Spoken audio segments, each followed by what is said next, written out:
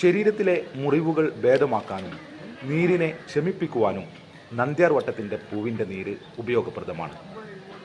നേത്രരോഗങ്ങൾ അകറ്റുവാൻ നന്ദ്യാർവട്ടപ്പൂവ് ഏറെ നേരം വെള്ളത്തിലിട്ട് ആ വെള്ളം കൊണ്ട് കണ്ണ് കഴുകുന്നത് ഏറെ പ്രായോഗികകരമായ രീതിയാണ്. ഇതിൻ്റെ പൂവ് പിഴിഞ്ഞ് നീര് കണ്ണിലൊഴിച്ചാൽ കണ്ണിലുണ്ടാകുന്ന വേദനയും ചൊറിച്ചിലും ശമിക്കുന്നതാണ്. പ്രസവശേഷമുണ്ടാകുന്ന ശരീരവേദന ഇല്ലാതാക്കുവാൻ നന്ദ്യാർവട്ടപ്പൂക്കളിട്ട് തിളപ്പിച്ച വെള്ളം നല്ലതാണ്.